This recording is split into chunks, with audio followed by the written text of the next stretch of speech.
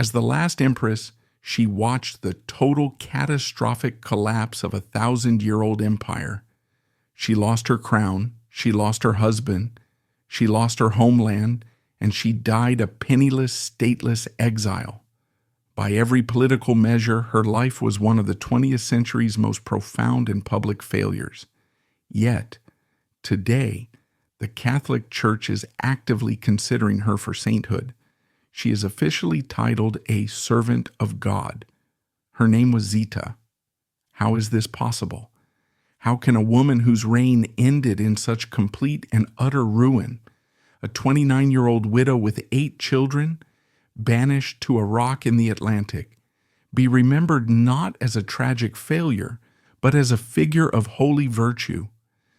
How did the woman who watched her empire disintegrate and her husband die in poverty get rewritten as a model of Christian piety? This is the central, shocking paradox of her life. Her story is not just a tragic biography. It is a brutal collision between iron-willed medieval faith and the meat grinder of the modern world. This isn't a story of a cruel or extravagant queen. It's the story of a good woman, a pious woman whose greatest virtues were, in fact, her fatal flaws. We're going to explore how her profound piety, her unshakable loyalty, and her core belief in a divine sacred order became the very anchors that doomed her husband, destroyed her empire, and pulled her entire family into the abyss. We will investigate the life of a woman thrust into the center of Europe's greatest cataclysm, a princess who became an empress just as her new country was consuming itself in the fires of the Great War. We will examine her desperate secret attempts to secure peace and the staggering internal betrayals that crushed those hopes. We will witness the catastrophic collapse of her entire world, and most importantly, we will follow her into the 67-year-long twilight that followed, a life of poverty and exile, lived in the black robes of a widow. A life defined by one question: was this silent dignity a mark of holiness, or the final stubborn refusal of a woman who could never accept that she had lost? The seeds of that iron-willed faith, the piety that would one day be called stubbornness, were not planted in Austria. They were planted in Italy, at a magnificent villa by a family that was, in itself, a living museum of lost crowns. Her story begins on May 9, 1892, at the Villa delle Pianore, a beautiful estate near Lucca in Tuscany. The baby girl was christened Zita Maria delle Grazie Adelgonda Michaela, Raffaella, Gabriella, Giuseppina, Antonia, Luisa, Agnese. This litany of names was not mere fancy. It was a roadmap of her lineage, a tapestry of saints and royal ancestors from the great houses of Europe. She was a Bourbon, a Braganza, a Habsburg. Her name was, in effect, her destiny. It was a declaration that she belonged to a world of divine right, of ancient bloodlines, of sacred obligation. She was the 17th child of her father, Robert I, the last reigning Duke of Parma. And this is the first crucial key to understanding Zita. She was born into exile. Her father, Robert, had been a ruler, but he lost his throne in 1860 during the Risorgimento, the unification of Italy. He was a king with no kingdom. He had been dispossessed, forced to flee, and yet he never stopped being the Duke of Parma. He was immensely wealthy, owning properties like the Villa Pianore in Italy, the magnificent Château de Chambord in France, and Schwarzau Castle in Austria, but he was politically powerless. Zita was, therefore, raised in the strange, rarefied atmosphere of a roaming court. This was a family that lived like royalty, thought like royalty, and believed in its God-given right to rule, all while having no subjects. This experience forged in Zita a profound understanding that a throne was not just a political office one could win or lose. It was a sacred spiritual state of being. You could lose your land, your power, and your wealth, but you could never lose your legitimacy. This belief was the bedrock of her soul. Her family life was extraordinary in its scale. Her father, Robert, had 2 wives. His first wife, Princess Maria Pia of the 2 Sicilies, bore him 12 children. But this branch of the family was stalked by tragedy. It was a private sorrow that mirrored the anxieties of Europe's inbred royal houses. 6 of these first 12 children were declared mentally disabled, a profound genetic grief that cast a long shadow over the family's opulent life. After Maria Pia's death, Robert married his second wife, Infanta Maria Antonia of Portugal, a deeply pious and stoic woman. She would also bear him 12 children. Zita was the 5th of this second brood, the 17th child overall in a sprawling, multilingual, and profoundly Catholic household. Imagine this upbringing. Zita and her siblings were raised to be truly European, long before the term had political meaning. They were fluent in Italian, spoken to their father, French, spoken to their mother, German, the language of their Austrian home at Schwarzau, English, Spanish, and Portuguese. They were a tribe unto themselves, a pan-European dynasty in miniature, connected by blood to the royal houses of France, Spain, Portugal, and Austria. But the most formative influence of Zita's life was not the palatial homes or the royal connections. It was her education. She was sent to a strict boarding school at Zangberg Abbey in Bavaria, run by the Benedictine nuns. This was not a finishing school to learn etiquette and dance. It was a place of deep, rigorous, and ascetic piety. Her days were structured by prayer, study, discipline, and charitable work. Here, the lessons of her dispossessed father were crystallized into an unshakable theological framework. She was taught that faith was not a comfort, but a duty. That authority, especially that of a monarch, came directly from God. That to question this divine order was to question God himself. She emerged from this education a woman of profound, almost severe devotion. She was warm and intelligent, yes, but she was also absolutely certain in her moral worldview. She was resilient, practical, and utterly without vanity, but she was also completely, totally unbending in her core principles.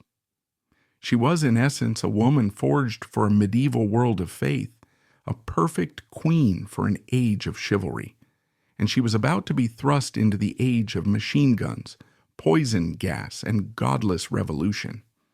The event that would seal her fate, the hinge upon which her entire life would turn, was, as it so often is in these stories, a marriage. The man was Archduke Charles of Austria, or Karl, as he was known. He was the great-nephew of the seemingly eternal emperor of Austria-Hungary, Franz Joseph. Karl was not supposed to be emperor. He was far down the line of succession. The heir was the emperor's nephew, Archduke Franz Ferdinand.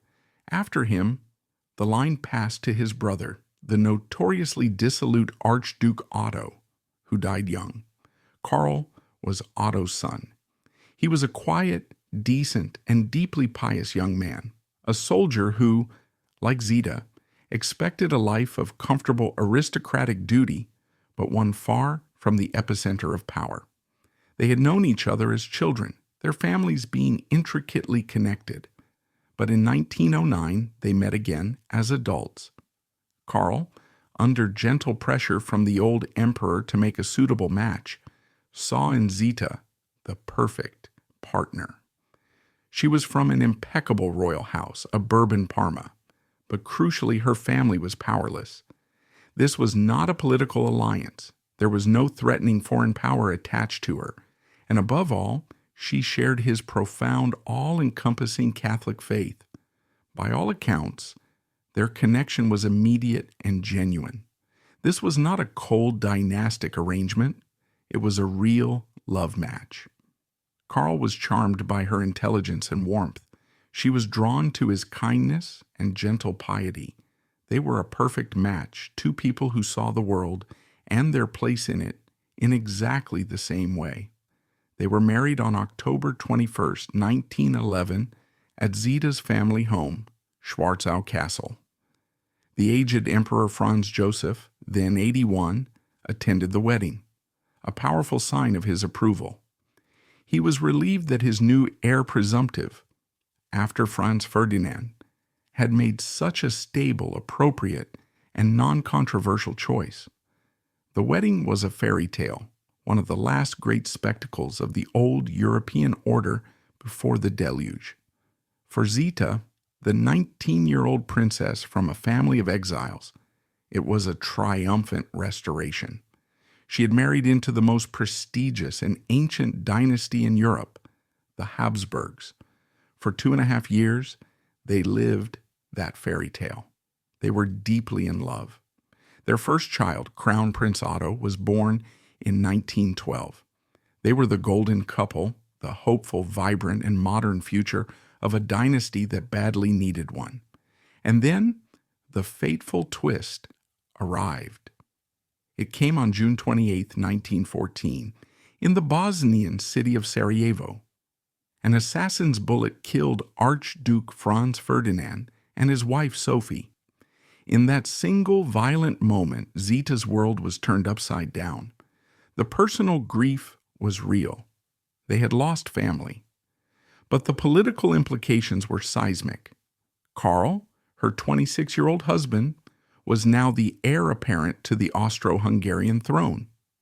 Zita, the 22-year-old minor Italian duchess, was now the future empress of a 50-million-person empire. The irony was horrific. The very event that elevated them to the precipice of power was the same event that lit the fuse on the European powder keg. A month later, Austria-Hungary declared war on Serbia, and the intricate web of alliances dragged the entire continent into the Great War. Zita's fairy tale had positioned her at the absolute epicenter of the 20th century's first great cataclysm. She was now the consort to the heir of an empire at war. Her new life would be defined not by balls and court ceremony, but by hospitals, rationing, and frontline visits. Her own Italian homeland would eventually join the opposing side, making her an enemy alien in the eyes of many at the Austrian court. Her own brothers would fight in the Belgian and French armies, enemies of her husband. For 2 years, they lived in this terrible tension as Karl served in the military and Zita began her charitable work, all while the war ground millions into mud. Then on November 21st, 1916, the final shoe dropped.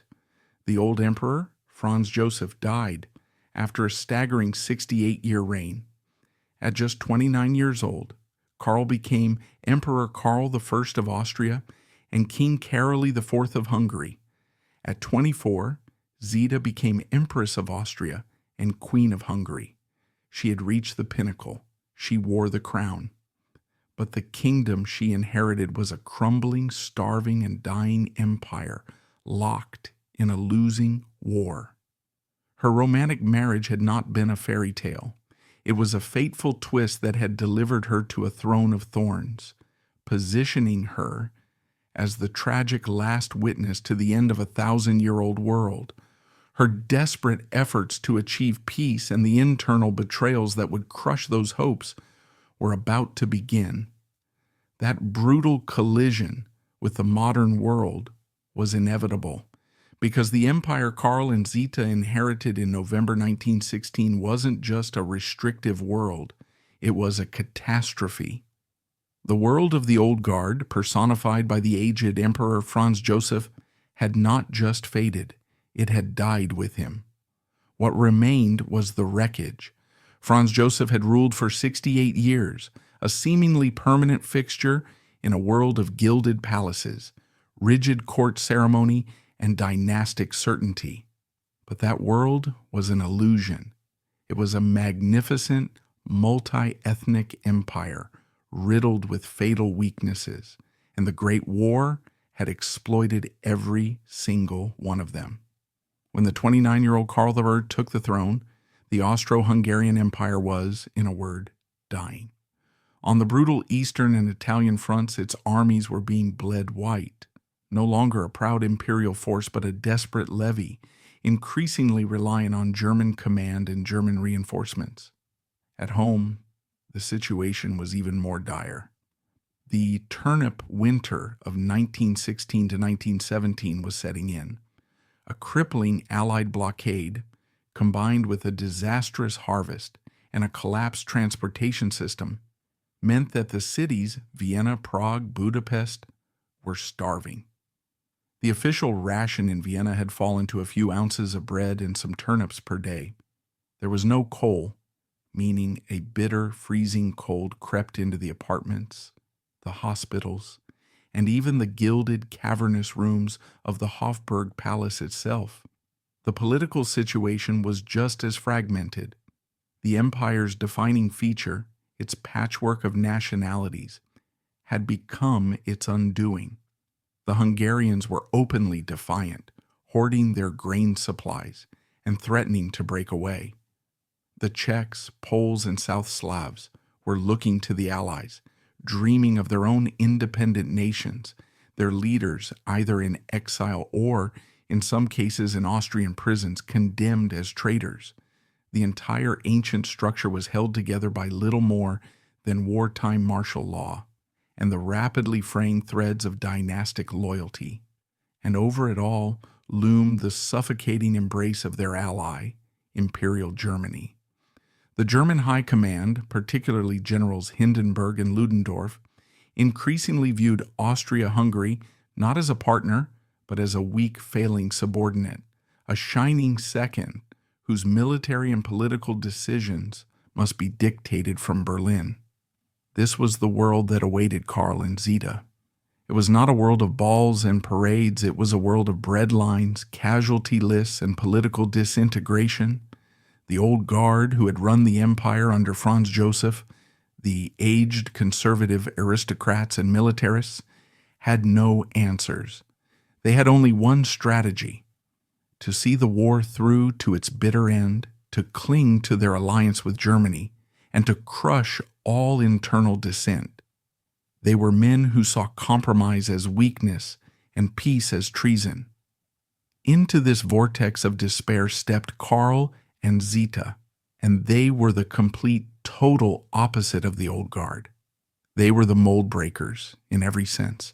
They were young, vibrant, and deeply, profoundly in love. But more than that, their vision for the monarchy was not based on power, but on piety. They were not warmongers. They were, at their core, peacemakers. As devout Catholics, they viewed the war with a genuine moral horror. They did not see it as a glorious clash of empires.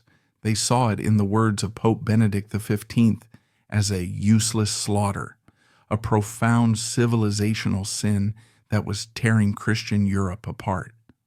Their most cherished shared goal was not victory, it was peace. They believed their sacred duty, the very reason God had placed them on the throne at this specific terrible moment, was to end the killing. This vision immediately set them on a collision course with the entire power structure of their own empire and that of their German allies. Karl's very first act as emperor was a symbolic earthquake. He immediately moved the imperial military headquarters away from the Joint Command at Teschen, which had been dominated by German officers and hawkish Austrian traditionalists. He brought it to Baden, just outside Vienna, to bring it under his personal control. He wanted to signal that the emperor, not the generals, was in charge. Zita, for her part, shattered every precedent for an Austrian empress. The Habsburg court had a rigid, almost Spanish etiquette. The empress was meant to be a remote, symbolic, and silent figure. Zita would be none of those things. From the very first day, she was her husband's partner. She was not just his confidant, she was his chief advisor. She reviewed state papers with him, often sat in on political briefings with the prime minister, and was his closest advisor on all matters of state. This was absolutely unheard of. The old courtiers were horrified. They whispered that she, the Italian, was the true ruler, that her foreign Bourbon influence was manipulating their weak young emperor. They were not entirely wrong about her influence. She was influential, but they were wrong about its intent. Her influence was directed entirely at supporting her husband and achieving their shared goal of peace. Their shadow court was not one of political schemers, but one of like-minded idealists. It included her Bourbon-Parma siblings and a few trusted nobles who also believed the war must end. But their greatest ally was, in many ways, outside the empire, Pope Benedict XV, who was desperately trying to mediate a peace and saw in the two young devout monarchs the only hope for a just and lasting settlement. The first game-changing victory for the new monarchs was not a battle, but a coronation. Karl's ascension was complex. He was Emperor of Austria, but he was not yet formally King of Hungary. The Hungarian nobility was fiercely independent and increasingly restive. To secure their loyalty, and just as importantly their food supplies, he had to be crowned, and fast. On December 30th, 1916, in the ancient capital of Budapest, Karl and Zita were crowned in a ceremony of almost mystical medieval grandeur. This was their peak. The coronation was a spectacular piece of political theater. Karl, dressed in the elaborate robes of St. Stephen, swore the ancient oath, promising to defend the kingdom's borders. He rode a white stallion up the royal hill, a mound built with soil from every county in Hungary, and at the summit drew the ancient sword of Saint Stephen, pointing it to the four corners of the compass, a symbolic pledge to protect the nation from all its enemies. But for many witnesses, the most powerful moment was Zita's. She was crowned Queen of Hungary in the same ceremony. She was 24 years old and pregnant with their fifth child, a visible symbol of life, hope, and dynastic continuity in a time of overwhelming death. As she knelt, the 800-year-old jewel-encrusted crown of St. Stephen was gently touched to her right shoulder by the Prime Minister. She was no longer just an Italian consort. She was their queen. For a fleeting, hopeful moment, this ancient ritual seemed to steady the crumbling empire. It secured Hungarian loyalty for now and gave the people a brief, powerful reminder of the 1,000-year-old dynasty that still bound them together. But this symbolic victory was not enough. Karl and Zita knew they needed to take decisive, pragmatic action to show they were different from the old regime. Karl's first moves were radical. He immediately announced a sweeping amnesty for political prisoners. This was a direct rebuke to the hardline old guard who had been running the state. He ordered the release of several high-profile Czech nationalists, including Karol Kramaj, the future Prime Minister of Czechoslovakia, who had been convicted of treason and sentenced to death. Karl, in an act of profound clemency, commuted his sentence and set him free, signaling a new era of reconciliation. Simultaneously, he turned his attention to the suffering of his people.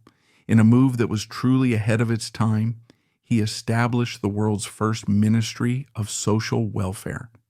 Its task was to deal with the food crisis, support war widows and orphans, and implement labor protections.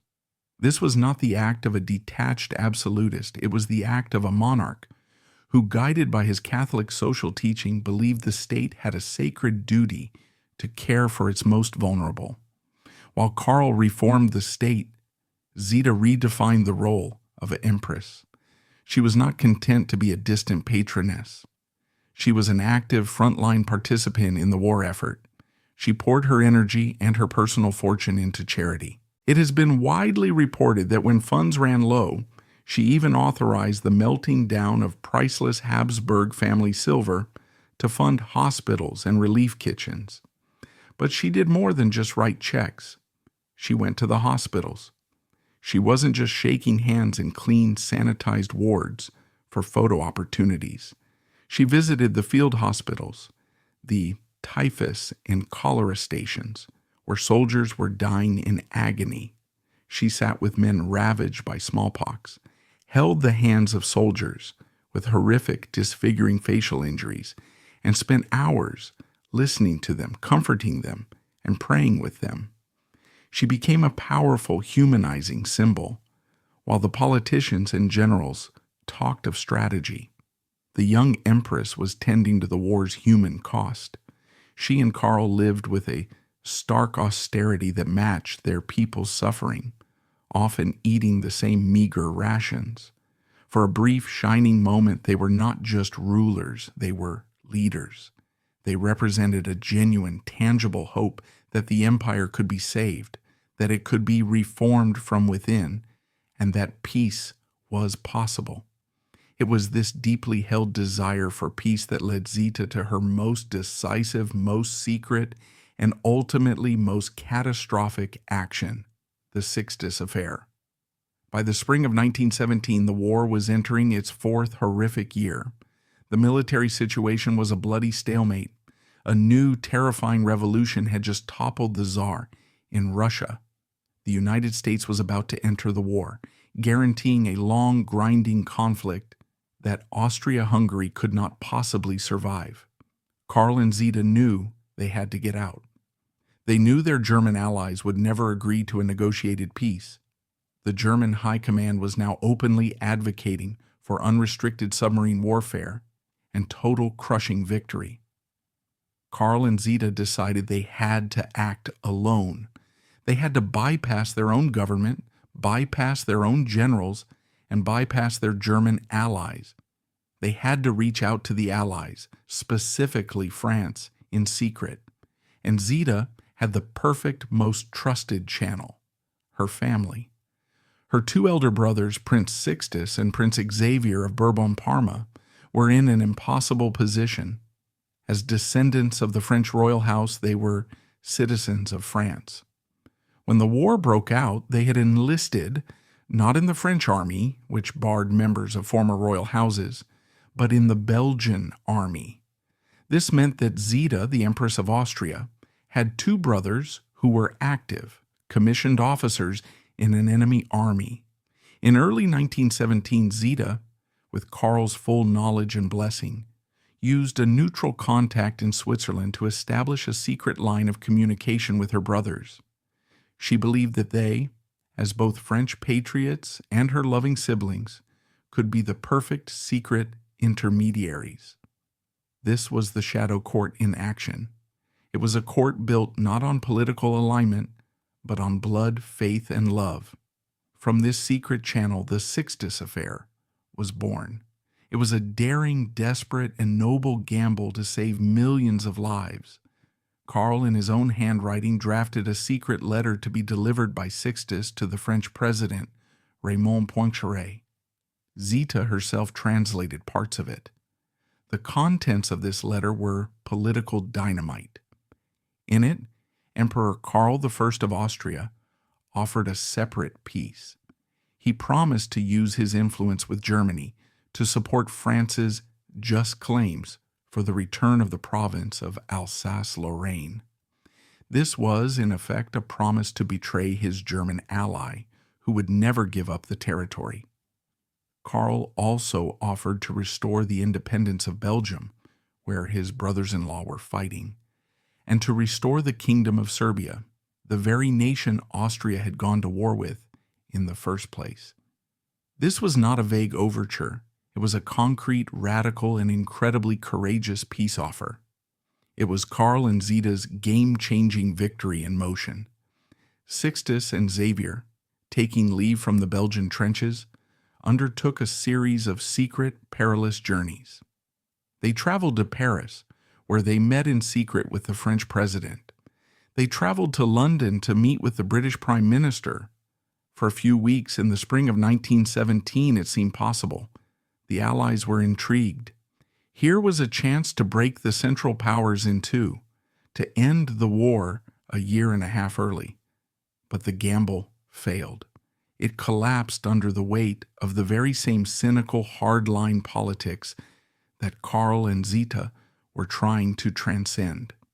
The new French Prime Minister, Alexandre Ribot, was skeptical.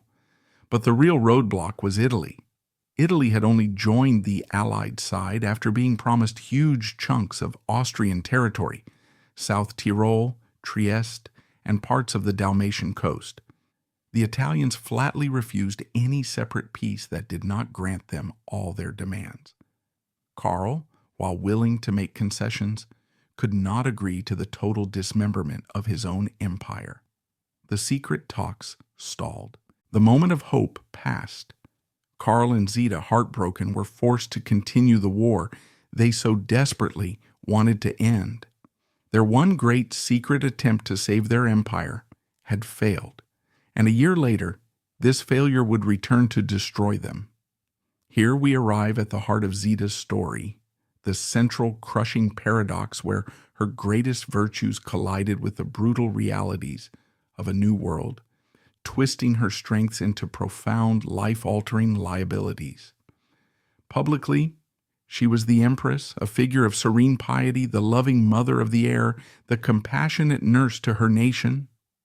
But this public strength was forged from a private, internal dark secret, a flaw that was, in fact, her most cherished virtue, her absolute, unbending, and unwavering faith.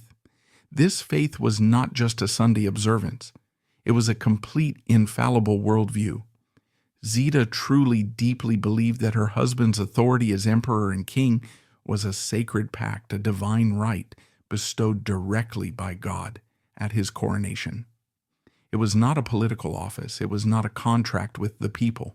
It was a holy obligation, a spiritual burden he could never set down. This belief, so pure and so noble in a medieval world, was a ticking bomb in the secular, cynical, and violent 20th century.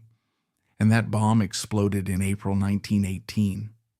The Sixtus Affair, their one great idealistic gamble for peace, had been quietly failing in the backrooms of diplomacy, but it was about to be turned into a weapon of mass destruction against them, and the betrayal came from all sides. The scene was a public feud between the Austrian foreign minister, Ottokar Czernin, and the new hardline prime minister of France, Georges Clemenceau, a ruthless political operator known as the Tiger. Czernin, in a foolishly arrogant speech, publicly declared that France had approached Austria for peace, but that Austria had loyalty refused. Clemenceau, who knew the opposite was true, was enraged. He saw this as a personal insult and a public lie, and he decided in an act of breathtaking political cynicism to destroy Czernin and Karl by revealing the truth. Clemenceau published the secret handwritten letters from Emperor Karl. He leaked to the world Karl's private promise to support France's just claim to Alsace-Lorraine. The fallout was instantaneous and catastrophic. This is the central paradox in its most brutal form. Karl and Zita's noble secret attempt to end the killing was instantly reframed as a cowardly, treacherous plot to betray their ally. In Germany, the reaction was apoplectic. The German High Command and the Kaiser were furious. In Austria, the German nationalist politicians were screaming for blood. Zita was publicly vilified. She was branded the Italian, the Bourbon traitor, the foreign spy in the emperor's bed who had manipulated her weak, henpecked husband into stabbing their only ally in the back. Her deepest loyalties to her husband and her faith were twisted into an accusation of profound disloyalty to her new country. The political consequence was total humiliation. Karl, his credibility destroyed, was forced to make a pilgrimage of penance. He had to travel to the German military headquarters at Spa, cap in hand, to apologize to Kaiser Wilhelm II. He was forced to sign a new treaty that made Austria-Hungary, in all but name, a complete political, economic, and military vassal of the German Empire. Karl and Zita's one great attempt to escape Germany's suffocating embrace had, by its failure, chained them to its corpse. Their fatal flaw, acting with idealistic honor in a world that respected only power, had backfired, ensuring their shared doom. This humiliation was the death knell. From that moment, Karl was a shadow emperor, a man with a crown but no power. The war effort, now fully controlled by Germany, stumbled on toward its inevitable disastrous conclusion. By the autumn of 1918, it was over. The Allied offensives, bolstered by fresh American troops, had broken the German lines. Austria-Hungary's own internal fronts had simply dissolved. One by one, the nationalities, the Czechs, the Slovaks, the Poles, the South Slavs, declared their independence. The empire was disintegrating, not in weeks, but in days. On November 11th, 1918, the same day the armistice was signed on the Western Front, the final crisis arrived at the Schönbrunn Palace in Vienna. The war was lost. A new Republican government was being declared in the streets. The mob was howling outside the palace gates. The emperor's ministers, pale and terrified, came to him with one final document. It was a proclamation. They begged him to sign it, to abdicate, to save himself and his family from the fate of their Russian cousins, the Romanovs, who had been murdered in a basement just months before. And here, Zita's fatal flaw became the defining force of the rest of her life. As Karl hesitated, his ministers pleading, Zita stood beside him, a pillar of unbending, icy resolve. She reportedly told her husband, "A sovereign can be deposed. That is force. A sovereign can be stripped of his rights, but abdicate, voluntarily renounce his sacred right. Never, never, never. I would rather fall with you. Then Otto will come. And even if we all fall, there will still be other Habsburgs." To Zita, abdication was a sin. It was a betrayal not of the state, but of God. It was to agree that the crown was a political prize, not a divine duty. Torn between his pragmatic ministers and his iron-willed wife, Karl tried to find a third way. He took the pen, but he did not sign an abdication. He signed a carefully, legalistically worded document stating that he renounced any participation in state affairs. He recognized the new government's right to determine the future form of the state, but he never ever used the word abdicate. This act of principled defiance, this refusal to surrender his divine right, was the ticking bomb that set the course for the rest of their lives. To the new Republican government, this was an intolerable threat. By not abdicating, Karl was not a private citizen. He was not Herr Habsburg. He was, in his own mind, and the minds of all monarchists, still the rightful emperor, just one who was temporarily indisposed. They were forced to flee. On March 23, 1919, Karl, a pregnant Zita, and their children boarded a train at a small Austrian station bound for exile in Switzerland. As the train crossed the border, the last emperor of Austria-Hungary looked back at his homeland, a land he would never be allowed to set foot in again. Zita, however, did not look back. Her gaze was fixed forward on her husband and her children. Her faith was intact. They were still the rightful rulers. Their exile, in her mind, was just a temporary test from God. This unbending, unshakable belief, her fatal flaw, would now lead them to their final disastrous gamble. Their new life in Switzerland was a limbo. They were guests of the Swiss government, living in a quiet villa overlooking Lake Geneva. But they were monarchs without a throne, and now they were monarchs without an empire. The betrayal of their ideals was made complete by the Allied powers. The Treaty of Saint-Germain-en-Laye for Austria and the Treaty of Trianon for Hungary were not peace treaties. They were acts of political vivisection. The Allies brutally dismantled the 1,000-year-old Habsburg domain. They carved it up, creating a series of new, small, and often unstable nations like Czechoslovakia, Yugoslavia, and a rump state Austria, which was explicitly forbidden from ever unifying with Germany. These treaties ratified the Habsburgs' banishment, officially exiled them in perpetuity, and, most cruelly, confiscated all of their personal and family property. Karl and Zita, the heads of one of the wealthiest families in the world, were now legally destitute. They were living on borrowed money and the charity of relatives. For Karl, this was a torment. He read the reports of the chaos, the economic collapse, and the political infighting in his former lands, and he felt a profound, agonizing sense of failure. But for Zita, the situation was simple. The New World was a disorder. It was a chaos born of rejecting God's chosen ruler. Their duty was to restore that order. Their fatal flaw, their refusal to accept the verdict of history, now drove them toward their final desperate act of hubris. Their gaze fell on Hungary. Austria was a lost cause, a firmly declared republic. But Hungary was different. It was a kingdom without a king. It was being ruled in the name of the crown by a regent, Admiral Miklos Horthy. And this is where the betrayal becomes deeply personal. Admiral Horthy had been an officer in Karl's imperial and royal navy. He had sworn a personal sacred oath of loyalty to Emperor Karl. He was ruling as Karl's representative. Surely Zita and Karl reasoned. Surely Horthy was just keeping the throne warm until his king could return.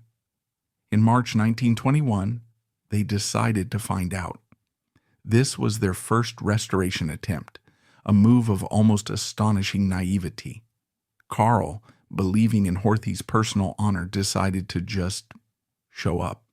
He shaved his mustache as a disguise, obtained a fake passport, and took a train across the border, arriving in Budapest on Easter Sunday. He went directly to the palace and confronted Horthy. The scene was a tragic comedy. Karl, I am your king. I am here. The time has come. Horthy was, by all accounts, completely blindsided and horrified. Your Majesty, he stammered, this is a disaster. It is impossible. Horthy's betrayal was subtle but complete. He was now a political ruler, not a loyal subject. He explained that if Karl returned, the Little Entente, the neighboring countries of Czechoslovakia, Romania, and Yugoslavia, would immediately invade, convinced the Habsburgs were trying to rebuild their old empire. The Allies, he insisted, would never permit it. Horthy, bowing and scraping, swore his undying loyalty, but begged his king to leave, insisting the time was not right.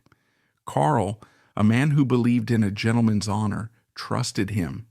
He retreated, humiliated, back to Switzerland. Zita was furious. She saw Horthy's actions not as political pragmatism, but as a cowardly, personal betrayal of his sacred oath. She urged her husband that they could not trust Horthy. They had to force the issue. This led to the second and final attempt in October 1921. This was no secret visit. This was their all-or-nothing gamble. This time, Zita went with him.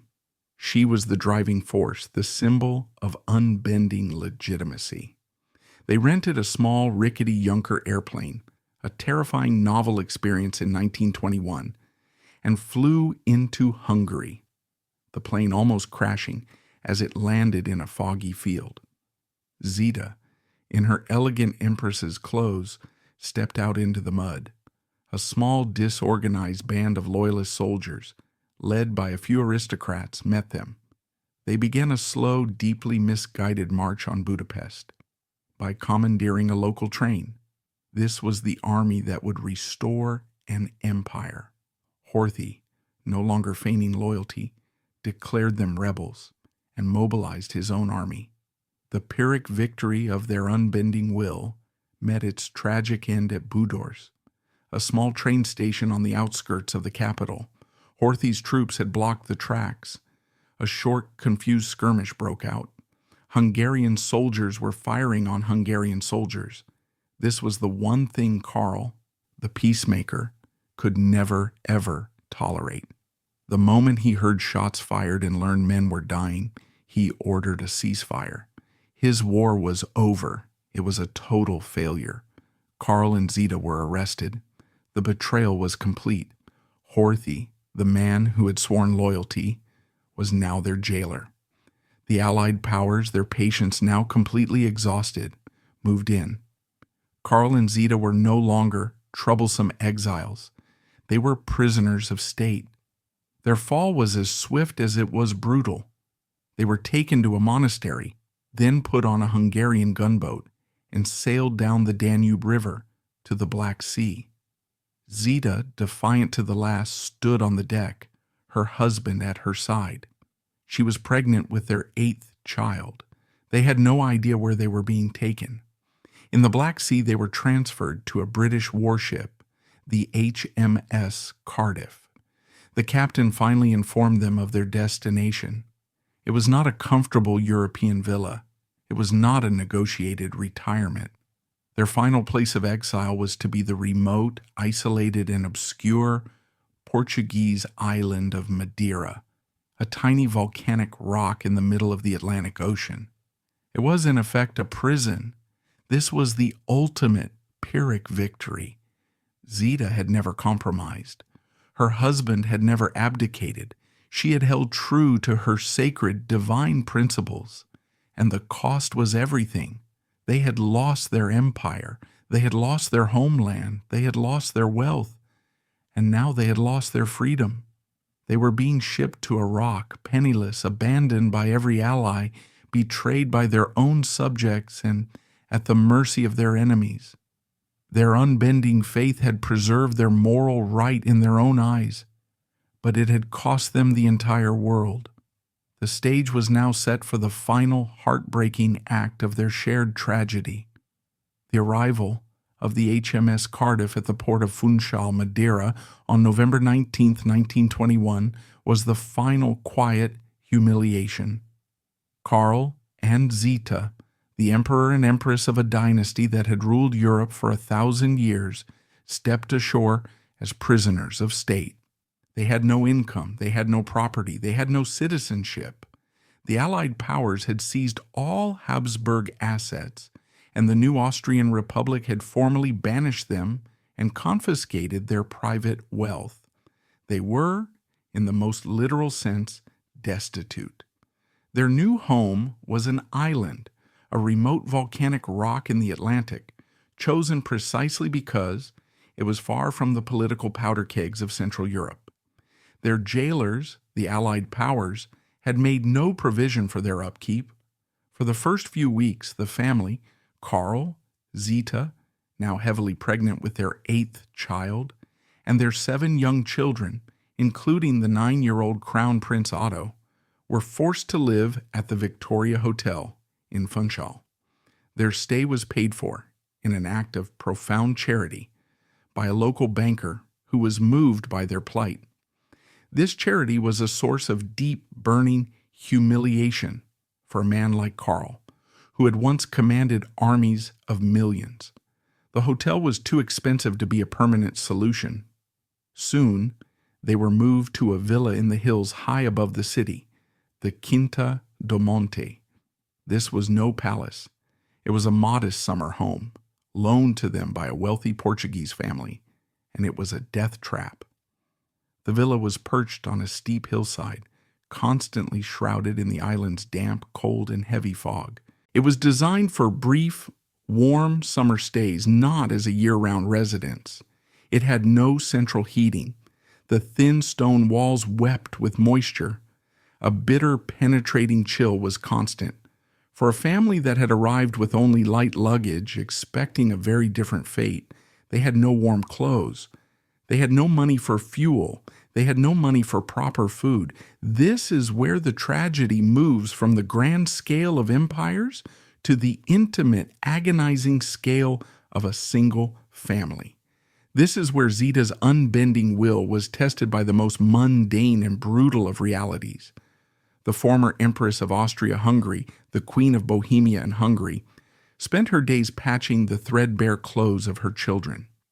She, who had been served by thousands, now had to bargain with local merchants for scraps of food, relying on what little charity they could find.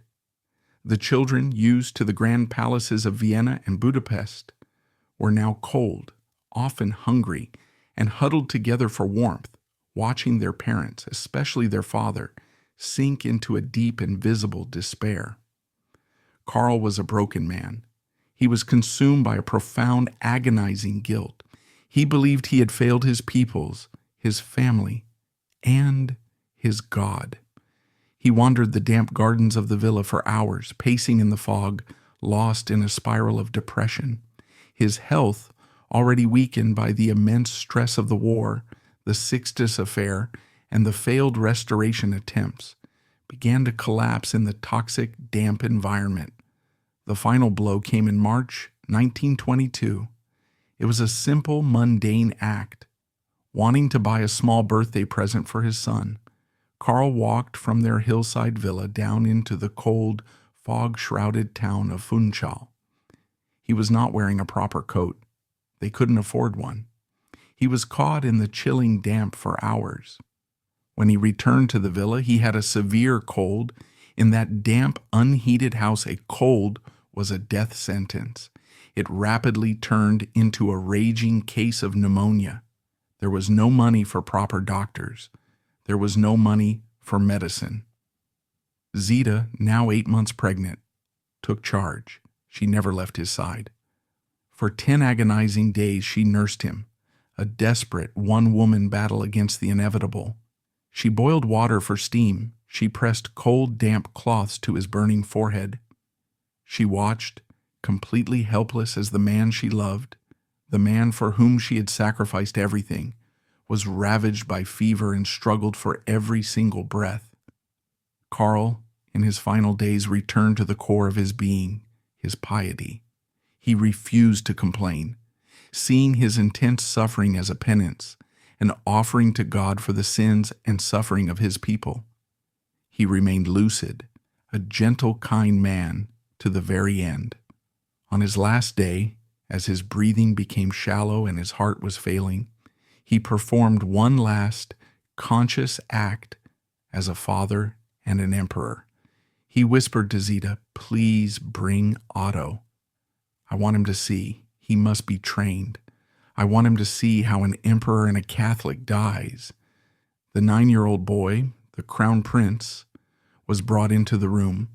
He stood terrified and silent, watching his father. Karl, too weak to speak, motioned for the boy to come closer, and Zita whispered to Otto, "Your father is saying a prayer for you. Pray with him." Then Karl turned his gaze to Zita, the partner of his life, the woman who had been his only true ally. He held her hand. His last whispered words were for her alone. "I must suffer so my peoples can come together again. I love you so much." On April 1st, 1922, at the age of 34, Karl I, the last Emperor of Austria and King of Hungary, died. Zita was 29 years old. She was a widow. She was pregnant. She was a penniless exile, trapped on an island with 7 small children surrounding her, and an 8th on the way. Her husband was dead. Her empire was gone. She had lost, in the most absolute and final way, everything. She made a decision in that moment. She asked for a pair of scissors, cut a lock of her dead husband's hair, and placed it in a locket. Then she put on a simple black dress, the traditional color of mourning. She would never take it off. For the next 67 years of her life, Zita, the last empress, would wear nothing but black. The news of Karl's pathetic death shocked the royal houses of Europe. It was one thing to exile a monarch. It was another to let him die in squalor. King Alfonso XIII of Spain, a fellow Bourbon, was horrified by the plight of his kinswoman. He he sent a Spanish warship to Madeira to rescue the destitute family. 2 months after Karl's death, on May 31st, 1922, Zita gave birth to her 8th child, a girl she named Archduchess Elizabeth. A few days later, Zita, the 29-year-old widow in black, walked up the gangplank of the Spanish ship, holding her newborn, her 7 other children trailing behind her. She was a wanderer now, her life's new, long, and arduous chapter just beginning. This began Zita's 67-year exile, a life lived as a living monument to a lost world. She and her children settled first in Spain, under the protection of Alfonso XIII, but her focus was singular, forged in that damp villa in Madeira. She was no longer a political player. She was a mother, and she was a guardian of a legacy. Her life was now dedicated to 2 things: her Catholic faith, which became an all-consuming devotion, and the education of her children, especially her eldest son, Otto. She did not raise him as Otto Habsburg. She raised him as His Majesty the Emperor. From the moment Karl died, Zita transferred all her dynastic divine loyalty to her 9-year-old son. Their small home in Spain, and later in a quiet village in Belgium, was run like a court in exile. The children were raised to be multilingual, to be devout, and to understand at all times that they were the rightful rulers of a lost empire. They were, in her eyes, simply waiting for God's time to restore them. This quiet, disciplined life of study and prayer continued for almost 2 decades. Then, in 1940, the modern world, which had seemed to forget her, returned with a vengeance. Adolf Hitler, the Austrian-born dictator who despised the Habsburgs as symbols of a multi-ethnic Catholic pre-nationalist world, invaded Belgium. The Habsburg family was on the Nazi blacklist. Otto, from exile, had been a fierce and public critic of the Nazi Anschluss, the annexation of Austria in 1938, and had been sentenced to death in absentia. Zita, now 48 years old, had to lead her family on a second desperate flight for their lives. They fled just ahead of the advancing Wehrmacht, crossing into France, which was itself collapsing. They made their way to Spain, then to Portugal. Finally, they found refuge in the most unlikely of places, North America. The last Empress of Austria-Hungary, a direct descendant of the Sun King, spent the Second World War living in quiet, near total obscurity in Quebec, Canada, and later in small towns in upstate New York. She was a historical footnote, a curious relic, the widow of the last emperor, a woman whose world was not just lost but had been bombed, rebuilt, and rendered utterly unrecognizable. After the war, she returned to Europe, eventually settling not in a palace, but in a modest apartment in a Catholic convent in Zeisser, Switzerland. Here she lived out her days, a silent black-clad figure, attending daily mass, praying and writing. She had outlived her husband. She had outlived her empire. She had outlived her allies and her enemies. She outlived Hitler, and she would go on to outlive the entire Cold War. And here, in this final long twilight, we see the truly chaotic legacy of her life and the great final irony. The power vacuum she had so stubbornly tried to fill with her son Otto was indeed filled by him, but in a way she could never have imagined. Otto von Habsburg, the boy raised to be emperor, the man who had watched his father die in that damp villa, was a profound pragmatist. He understood the 20th century in a way his parents forged in the 19th never could. He saw that the world of divine right was gone forever, and in 1961 he did the one thing his mother had forbidden his father from ever doing. He did the one thing that went against the core of Zita's entire being. He formally renounced all claims to the Austrian throne. This act, which is said to have caused his mother quiet, profound pain, was not a betrayal, but a liberation. It was the pragmatic compromise Zita could never make.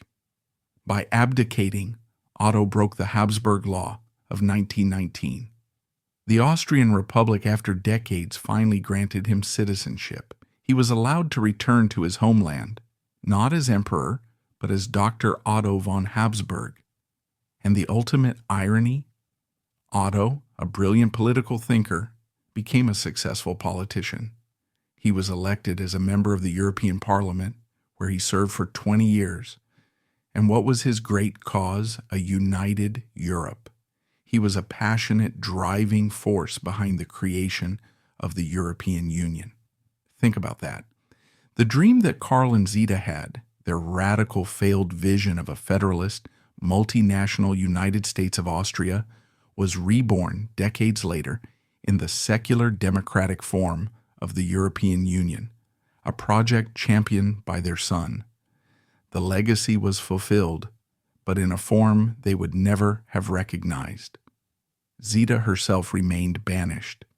It was only in 1982, after an intervention by King Juan Carlos of Spain, that the Austrian government finally relented. After 63 years in exile, the 90-year-old frail woman in black was allowed to visit the country she had once ruled. She returned not as an empress, but as a private citizen, a ghost walking through the palaces of her own long-vanished life. On March 14, 1989, at the age of 96, Zita died in her convent apartment in Switzerland. Her 67-year-long life in black had ended, but the story of the Empress and the paradox of her reign was just entering its final spectacular act. Her death marked the true symbolic end of the Austro-Hungarian Empire. The Republican government of Austria, in a gesture of profound historical reconciliation, granted her a final wish: to be buried in the imperial crypt in Vienna, alongside her Habsburg ancestor. Her funeral was an astonishing event. 40,000 people, a crowd not seen in Vienna for decades, lined the streets to watch the imperial-style procession. It was a surreal moment of time travel, as if for one last day, the empire had risen from its grave.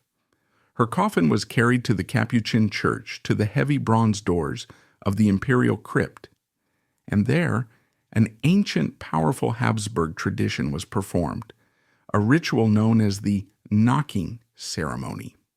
A herald in the name of the deceased knocked on the heavy, closed door. From inside, a friar called out, "Who desires entry?" The herald answered, listing her full grand imperial titles: Zita, Her Majesty the Empress of Austria, Apostolic Queen of Hungary, Queen of Bohemia, Dalmatia, Croatia, Slavonia, Galicia, Lodomeria, and Illyria. He went on, listing the litany of her lost crowns. There was a pause. Then the voice from inside the crypt replied, clear and firm, "We do not know her." The herald knocked a second time, louder. The friar's voice called out again, "Who desires entry?" This time, the herald tried her personal titles, her human accomplishments: Zita, Duchess of Bourbon, Princess of Parma, devoted wife and mother. Again a pause, and again the cold reply from within, "We do not know her." The herald knocked a third and final time. The sound echoed in the silent square. "Who desires entry?" This time, the herald gave the final, simple, and true answer. He stripped away the empire, the crowns, and the titles, and was left with only the human soul. Zita, a mortal, sinful woman. There was a long silence, and then the heavy, grinding sound of the bronze doors opening. The friar's voice called out, "She may enter." And so, Zita, the last empress, was laid to rest. We started by asking why a woman of such complete and unwavering loyalty could suffer such total and devastating loss. The answer lies in that ceremony. Zita is the embodiment of what could have been. She was a woman of 19th century faith who ran headlong into the storm of the 20th century and refused to bend. That unbending loyalty, her fatal flaw, lost her a worldly empire. But that same loyalty saved her family. It gave her the iron strength to endure 67 years of widowhood and exile, and to raise 8 children who, in their own ways, carried on a legacy of service, not of rule. Today, history largely remembers her as a footnote to a collapse. But for many, her story has one last ironic twist. In 2009, the Catholic Church, the institution to which she gave her entire life, opened the cause for her beatification. Zita, the last empress, the failed monarch, is now officially titled a servant of God, the first step on the path to becoming a saint. It is the final perfect paradox of her life. The woman who lost a worldly empire may, in the end, be remembered for gaining a spiritual one.